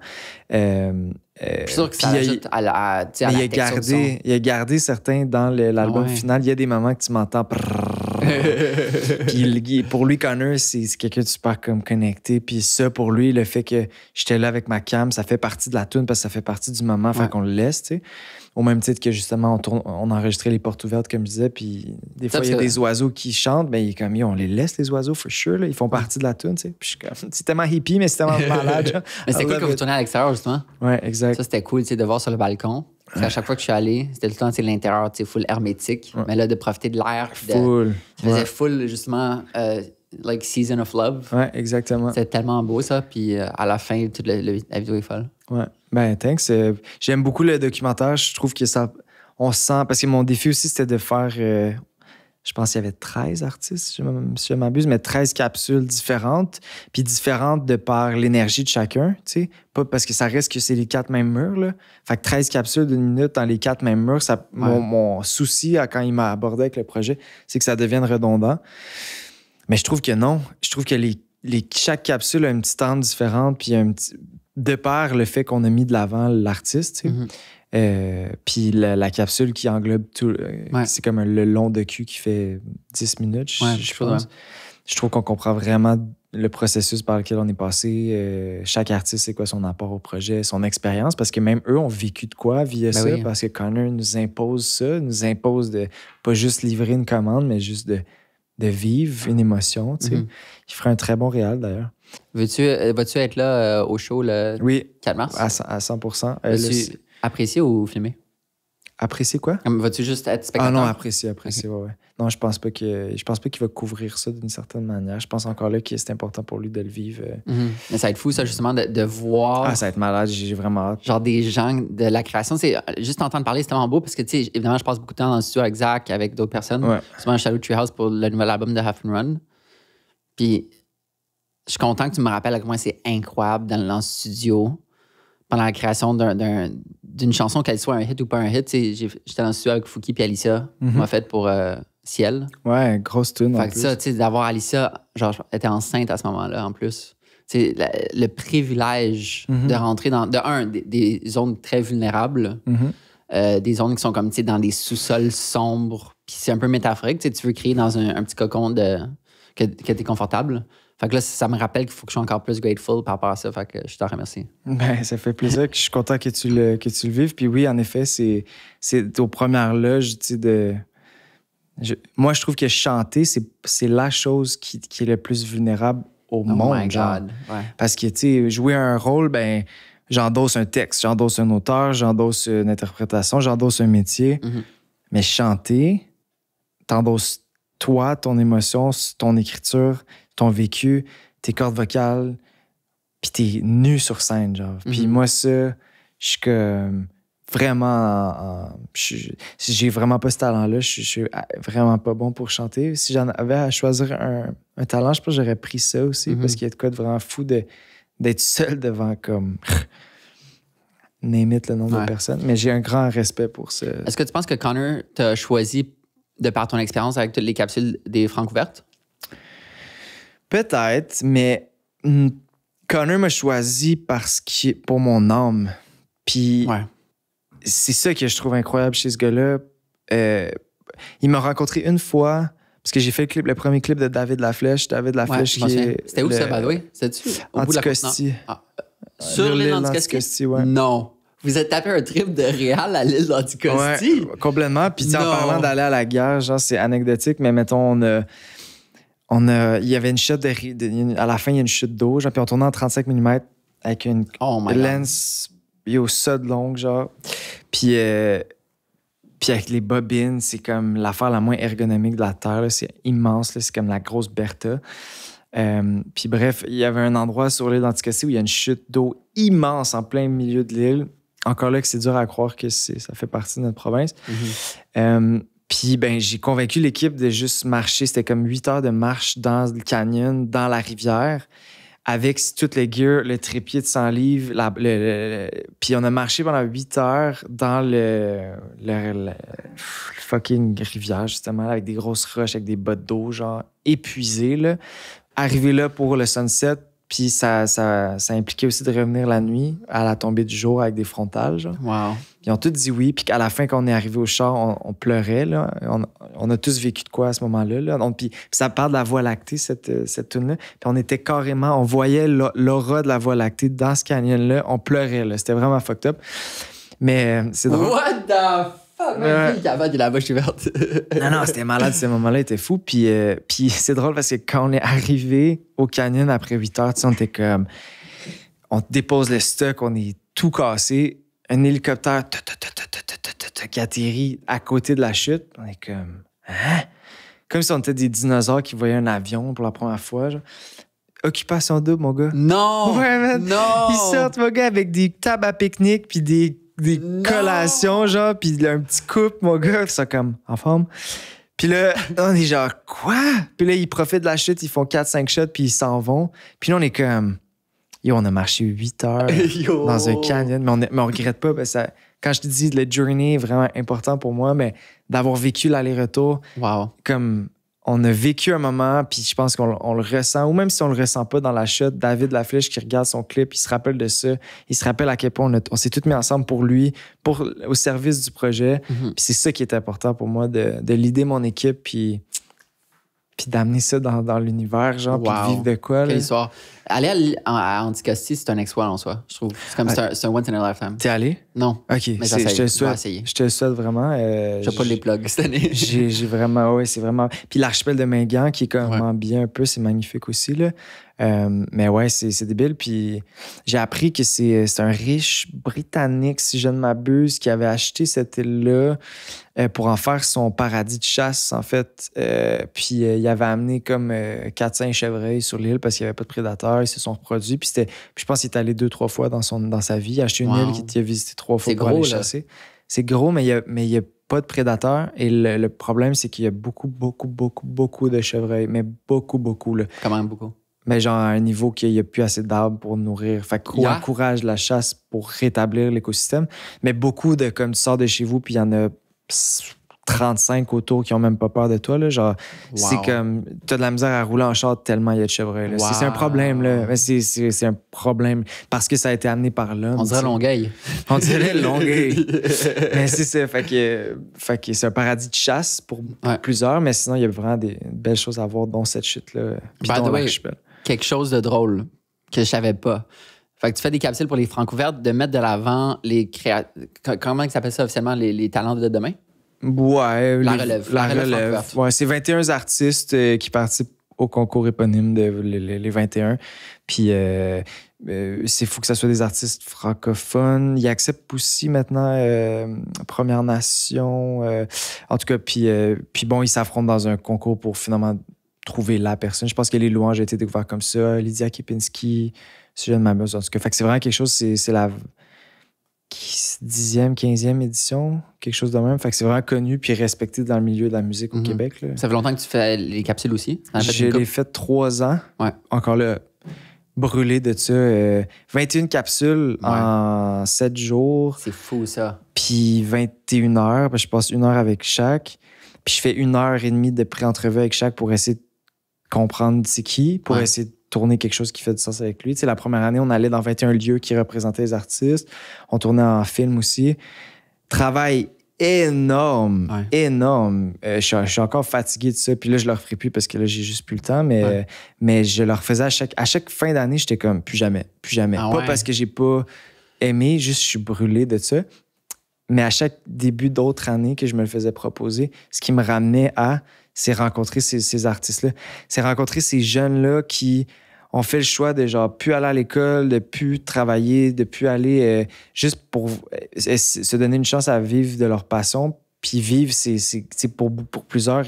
Sacrifice. C'est un gros sacrifice, mais parce que l'amour pour la musique, c'est la chose qui est le plus important pour eux, tu sais.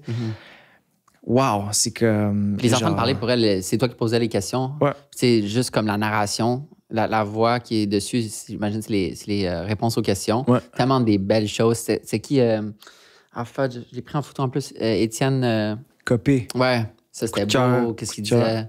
Ouais, puis je suis content de ça parce que ça, je pense que c'est là que ça a fait une différence dans mon travail. C'est que j'ai pris le temps de connecter avec chacun d'eux pour essayer de comprendre c'était qui, justement, comme je viens de dire, mais pour pas que ça soit comme ta couleur préférée, puis ton spaghetti, c'est-tu comme al dente ou genre... C'est comme qu'on ait accès à genre 1 minute réelle de cette personne-là. Puis il y en a qui étaient fucking pas down, puis je me suis buté à plusieurs qui voulaient pas aller dans l'introspection parce que ça les représentait pas, tu sais. Puis moi, j'étais comme déçu, parce que j'étais genre, si vous saviez le travail si vous saviez le travail que ça représente pour moi, de faire ça pour vous, au final, mais il y en a qui s'en rendaient pas compte, tu sais. Puis c'est normal, puis c'est correct aussi, il y en a pour qui la musique, c'était aussi secondaire, c'était ludique, c'était... Je fais de la musique parce que j'aime ça faire du moche, puis quand je fais du moche, je suis bon en musique, fait que je fais des trips de moche en musique. Ben, c'est sûr que là, à un moment donné, je peux pas aller chercher l'âme artistique de cette personne-là, mais pourtant, j'essayais quand même, puis il y en a qui étaient vraiment réceptifs. Étienne Copé, là, je vois les 70 que j'ai vus dans ma vie, là, je peux pas tout les nommer, mais Foisy en fait partie. Foisy, je sais pas si c'est qui. Non. F-O-I-Z-Y? F-O-I-S-Y. OK. Marc-André Foisy, un des plus talents. Genre, faut que tu l'invites ici l'année prochaine aussi.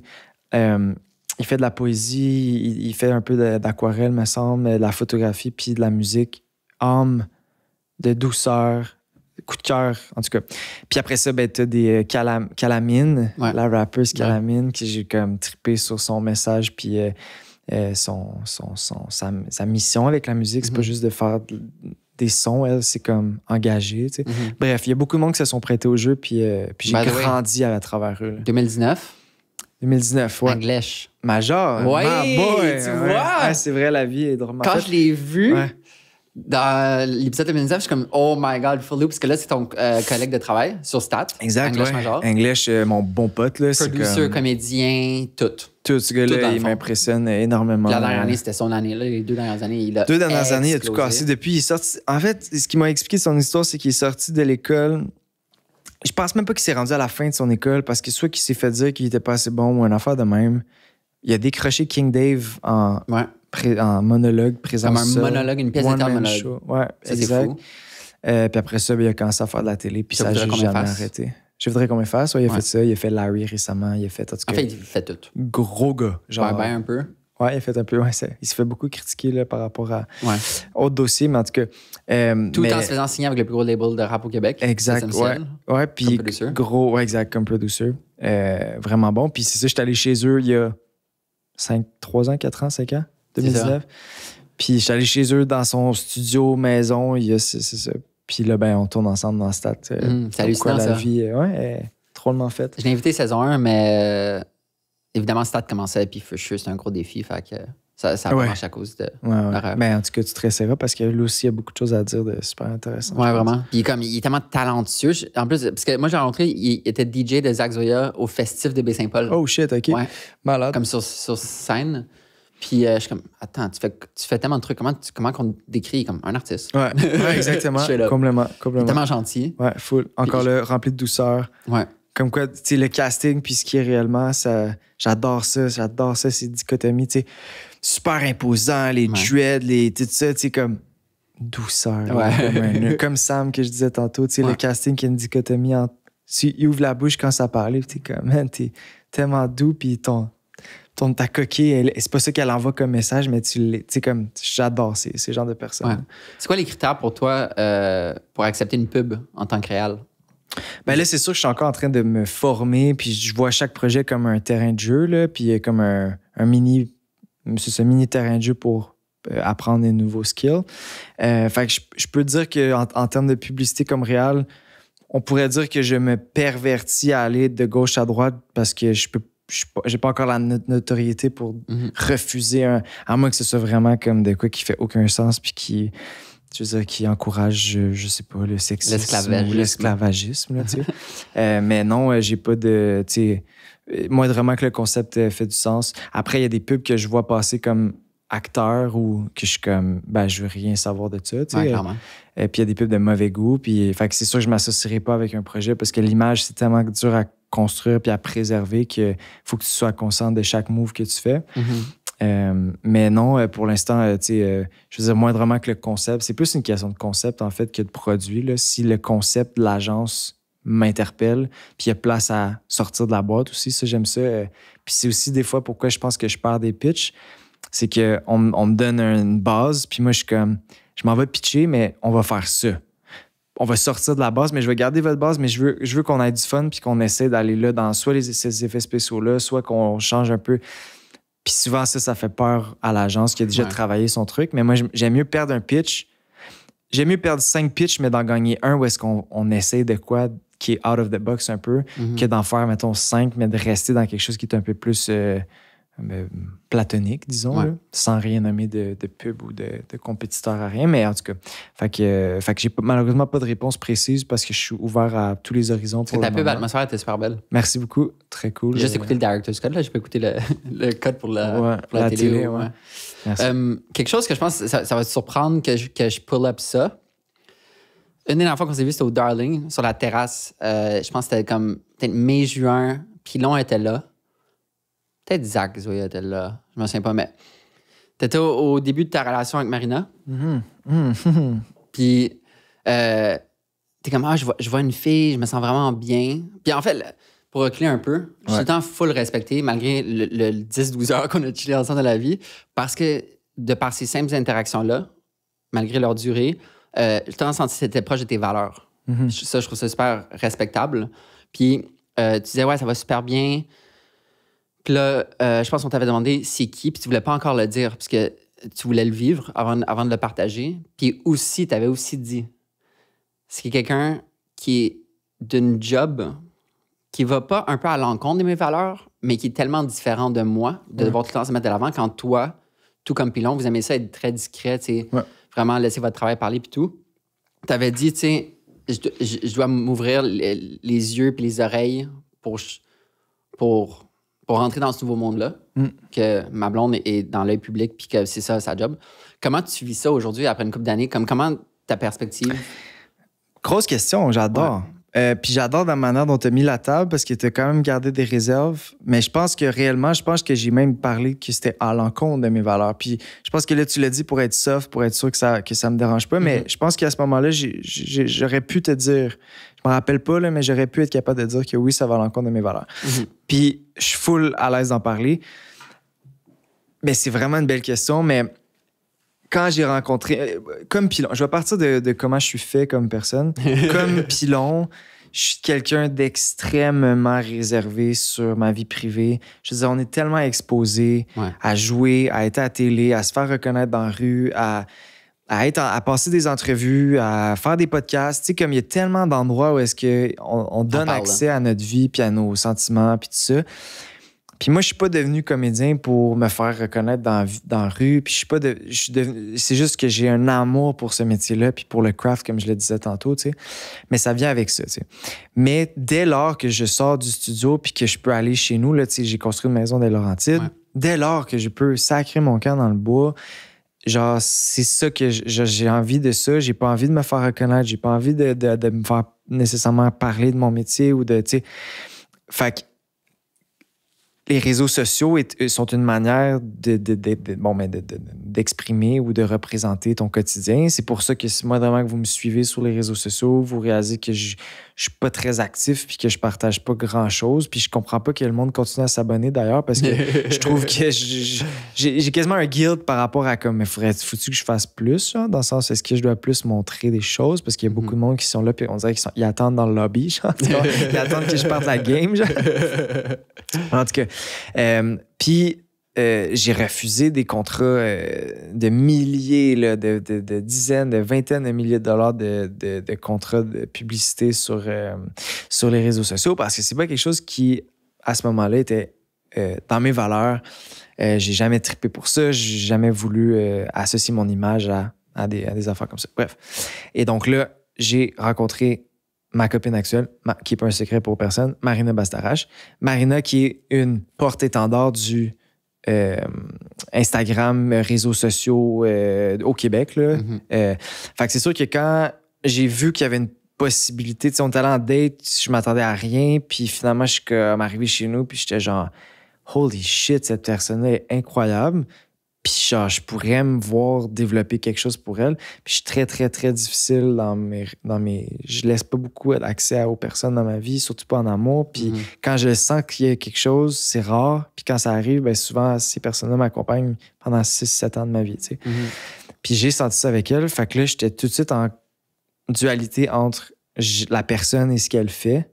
Puis oui, sur le coup, j'étais comme, mais je pense que je pourrais pas aller de l'avant parce que j'ai pas envie que notre vie soit exposée, puis j'ai pas envie d'être associé à quelqu'un qui, justement, travaille dans cette sphère-là, dont j'essaie de me dissocier le plus possible. Fait que ça a été vraiment tough pour moi, moralement, puis j'étais perdu là-dedans, j'étais pogné entre l'arbre et l'écorce, carrément, tu sais. Et ben finalement, l'humain l'a remporté sur tout ça parce que je suis tombé en amour avec elle ben raide. Puis l'amour!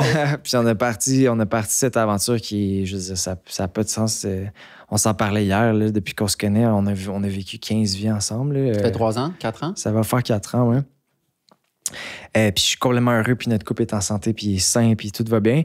Mais bon, pour revenir à ta question, oui, ça a été comme un gros cheminement d'acceptation, puis tout ça.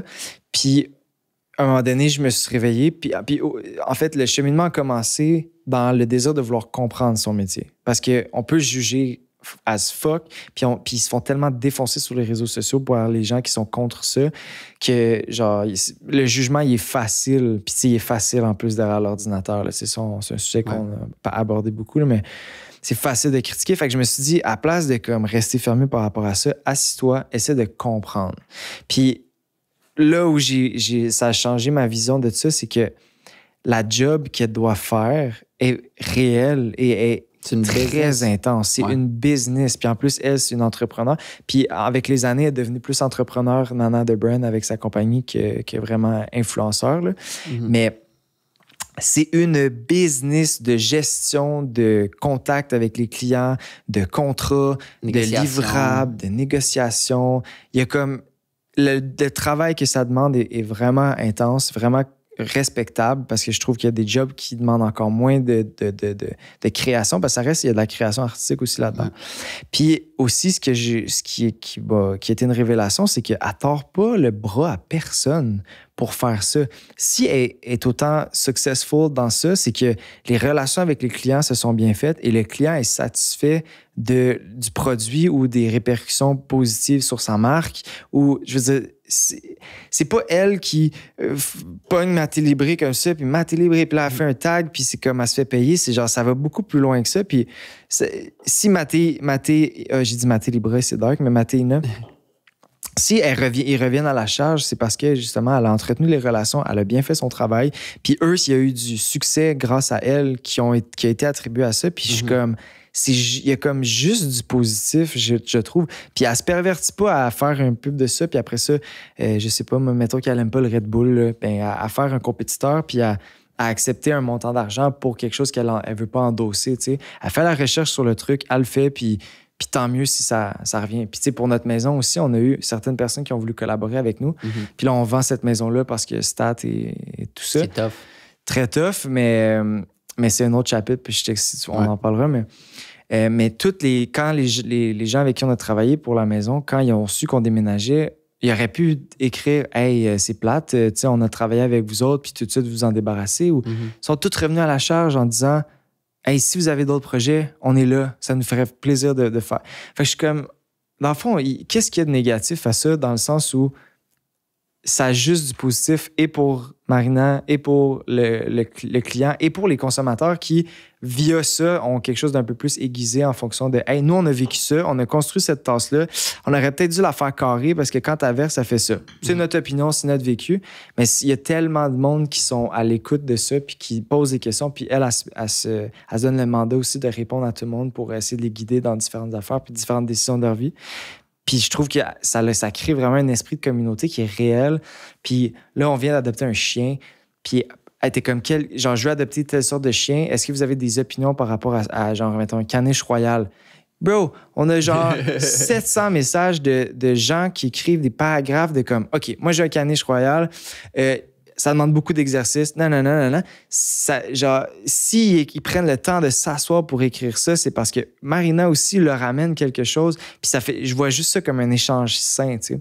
Après, Si tu vas sur le compte de Marina, il n'y a pas beaucoup de photos de moi parce que je lui demande de me garder dans une case qui est réelle, concrète de notre quotidien puis qui n'est pas obligée d'être exposée. Mhm.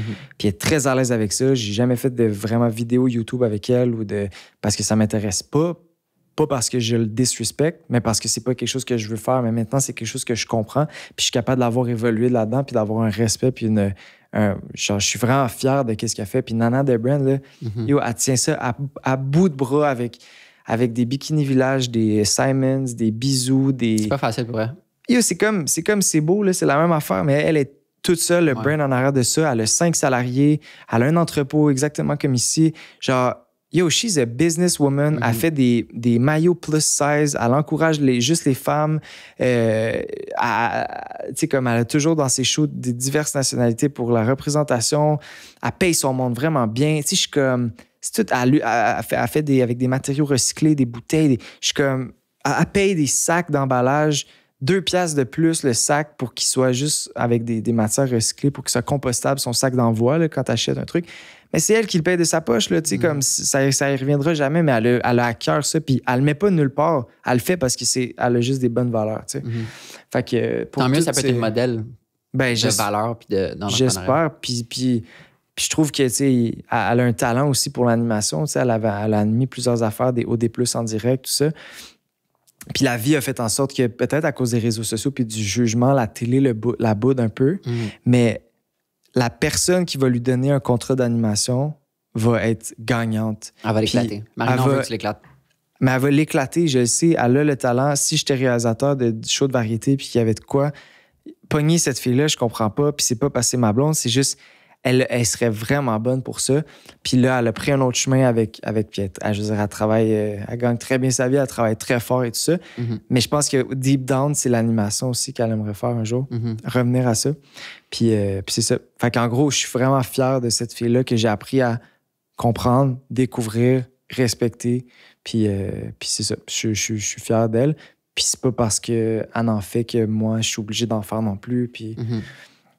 Je pense que j'ai un peu répondu. Ouais, by the way, la maison, j'ai encore une image vive. Je me souviens plus de la vidéo, je l'ai vue où. Mais de la porte en vitre. Insane. Cette porte est magnifique. Ouais, c'est Costal, projet Assis Montréal qui avait fait ça avec nous sur mesure. Est-ce que c'est pratique au quotidien, mettons? Ben, moi, mettons, là, on déménage. J'ai acheté ma maison de rêve à Montréal, by the way. Ah ouais. La vie est incroyable. Mais quel quartier maintenant? Villeray. Nice. Ça fait 5 ans que je bifurque. Je skip une lumière rouge hauteur Crémazie pour descendre Iberville, genre. À chaque fois, je skip une lumière, puis j'arrive sur une petite rue résidentielle random. Puis à chaque fois, je fais un stop devant cette maison-là. Je suis comme... Ça fait 5 ans, là. Wow. Ça fait... Genre, je me dis, wow, genre, ces gens-là doivent tellement être bien. Puis là, on était chez moi dans le Nord, à Tremblant, puis... Quand on a manifesté le désir de vouloir revenir en ville, ça fait un peu plus qu'un an qu'on l'habite, cette maison-là. Mais c'est que c'est devenu mon chalet parce que là, je suis 5 jours semaine sur Stat. Ouais. Genre, j'ai un pied à terre à Montréal qui fait que là, genre, le vendredi soir, j'arrive à 9h, 10h à Tremblant. Je dors. Le samedi, j'ai une journée chill. Le dimanche, je reviens avant le trafic. Je passe une journée par semaine là-bas. Ça fait pas de sens. C'est pas sain. J'ai pas l'impression que je donne l'amour à cette maison-là qu'elle mérite, tu sais. Fait qu'on s'est assis dans le sofa puis on a dit, si Stade, ça dure 5 ans, mettons, qu'est-ce qu'on fait? Genre, on revient-tu à Montréal? Fait qu'on a ouvert Centris puis on a mis nos paramètres puis genre, toc! La première maison qui est sortie, c'est celle-là. Puis quand je t'ai dit la première, c'est que c'est pas genre la 5e, c'est pas la 7e, c'est pas la 3e page, c'est la fucking première maison. Fait que là, moi, je sautais sur le sofa, j'étais genre, babe, comme, faut qu'on aille la visiter. Puis là, elle était genre, ah ouais, ça, c'est pas mon style. Elle est arrivée et était comme, OK, le potentiel est débile. Fait que là, j'ai quelqu'un qui achète ma maison. Ça a pris une semaine à vendre. Puis là, je déménage dans ça. Fait que c'est un autre chapitre qui commence pour nous. Mais tout ça pour dire que la porte costale dont tu parles, je la refais faire où est-ce qu'on refait des rénaux dans la maison, là, puis je la ramène parce que ça. Let's go! Parce que oui, c'est débile. C'est un coupe froid pour notre entrée, mais c'est surtout la qualité de la porte. Il y a comme un aimant. Le pivot de la porte n'est pas sur le mur comme une porte standard. Il est comme dans le vide. Oh. C'est débile. Puis ce qu'ils font, c'est tout du sur-mesure. Fait que, je veux dire, n'importe quel espace que tu as, ils vont le faire custom pour que ça fit. Tu peux tout choisir. C'est tellement beau. Fait que ça, c'était comme votre porte d'entrée? Mettons, c'est... vestibule. Après le vestibule, c'était notre porte d'entrée. C'est toute la lumière là, qui doit passer. Ah non, puis c'est ça, nos planchers. Il y a beaucoup de choses qu'on a construit, parce qu'on l'a construit de A à Z, cette maison-là. Ça a pris 2 ans. Beaucoup de choses qu'on a coup de cœur, de matériaux, qu'on rénove l'autre, puis on prend la même affaire. T'sais, fait que j'ai un peu l'impression d'amener de mon chalet, de ma maison dans le Nord à Montréal. Fait qu'il y a Comment abordes-tu le retour à la vie montréalaise? Ben, je l'ai jamais vraiment quitté parce que ça, j'ai toujours eu un pied à terre ici pendant les 2 dernières années. J'ai grandi à Montréal. Je suis content parce que je réalise que la route, c'est quelque chose qui m'amène plus de peine. Beaucoup de stress pour vrai. Ah ouais, puis les tempêtes de neige. Puis c'est rendu que j'arrive à Mirabel, puis je suis comme, hey, ça achève-tu, mettons? Ouais. Puis je suis genre, qui te reste une autre heure après, mettons. Fait que je réalise que d'avoir 2 maisons aussi, ça m'intéresse plus. Puis je suis content de l'avoir vécu à un certain âge, à un bas âge, cette réalisation-là. Ça me tente plus, moi, de faire une épicerie, puis là, de traîner des couleurs pour amener dans l'autre frigo, puis là, de partir une brasserie, mais de l'oublier, puis là, de laisser une semaine. C'est comme 2 maisons, pour le moment, du moins, ça me tente plus. Ce qui va me manquer, c'est la nature. Tu sais, quand je te dis, quand ma semaine a fini, je m'en vais dans ma forêt tout seul, seul au monde. Je me sac une chaise dehors, puis je vais juste checker les bouleaux, faire. Qui danse. Pendant 2 heures de temps. Wow. Ça va me manquer. Mais un jour, pourquoi ça. Tu sais, si j'avais recommencé, je me serais acheté le même terrain, mais je me serais construit genre un bunker dessus. C'est-à-dire quelque chose de vraiment genre une toilette, un lit, une petite cuisine, un étage. Un shack. Un shack qui te permet juste d'aller décrocher au lieu d'avoir construit un mansion, genre que finalement, j'ai pas pu en profiter. Tu sais. Mais les gens qui ont acheté, là, sont venus faire l'inspection avant-hier, puis ils sont partis en pleurant en mode on veut que ce soit notre maison de vie. C'est des gens peut-être d'une 50aine d'années. Puis on dit, ça va être les 25 prochaines années de notre vie, ça va être ici. On veut que nos enfants rachètent. Genre, merci. On est quasiment triste de vous enlever ça parce que c'est trop beau. Mais merci de l'avoir fait pour nous. Puis tu sais, ils sont comme à chaque fois, fin de semaine qu'on va partir ou qu'on va aller une semaine à Cancun, on va vous laisser savoir si vous voulez venir faire un petit camping à la maison. Tu sais, comme. En plus, que tu as mis ton cœur dedans. Ben, j'ai mis mon âme, là, genre mon sang, là, comme si mon père puis moi qui l'avons dessiné.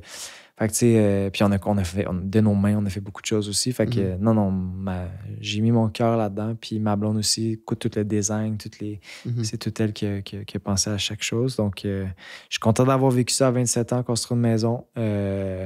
Ça va sûrement réarriver un jour, je l'espère. Mais... Dernière question, parce que ça fait déjà 1h30. C'est une question qui peut tellement se répondre de différentes manières. Puis, mettons, je vais la poser plus vague que précise. Il y a beaucoup de sick photos de toi. OK. Comme concrètement, là, littéralement, il y a des photos de Will Arcan qui a pris à toi avec le veston comme de Napoléon. Moi, j'appelle ça la photo de Napoléon. Rouge, là. Qui est comme dans ma banque d'inspiration. Il y a la photo d'André Rainville sur le sofa, beige, toi habillé en beige, New Regime. Ouais. Il y a des sick photos de JF Sauvé, de J. Arsenault. Comme les photos de Canuck que Will avait pris. Ça, c'était Jeff. Les deux en ont fait, okay, c'est pour ça que ça mêle. Mais tu sais, tellement de visuels qui sont fly.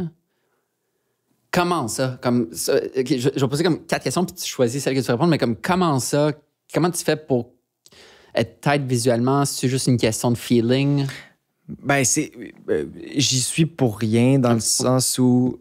Mais comment ça que comme 100% des photos sont fly? Ben, je sais pas si 100%. Ben, merci si c'est ta vie.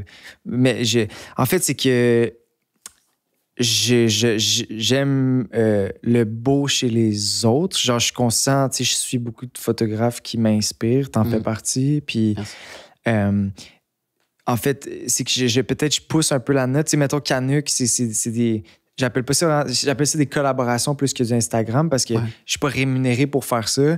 C'est juste Canuck qui est comme, on adore la vibe artistique que t'as, on aimerait ça te partager la nôtre. Voici un manteau, t'es même pas obligé de faire de posts.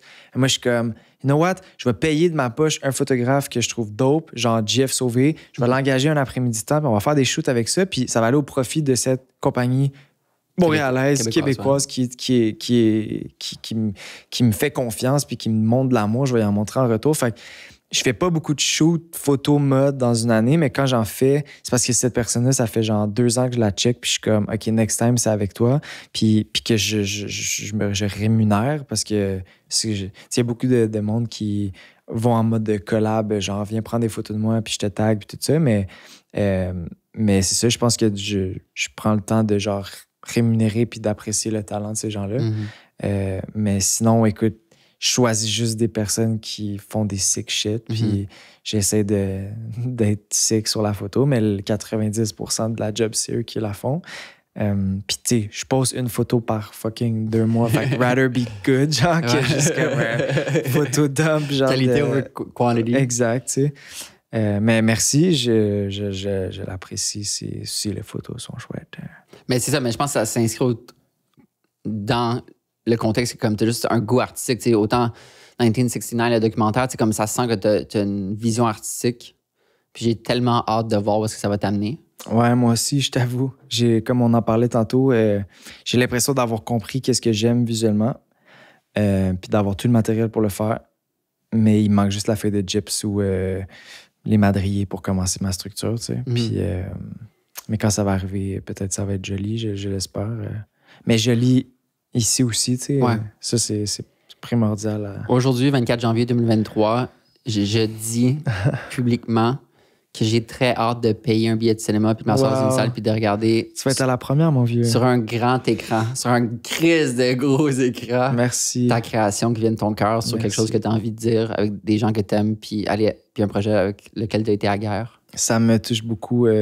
Puis j'aime qu'on se laisse sur cette note de visualisation puis d'envoyer dans l'univers parce que ça fait partie des thèmes que j'ai appris jeune, que mon père m'a appris jeune, puis que j'ai compris il n'y a pas si longtemps que ça fonctionne.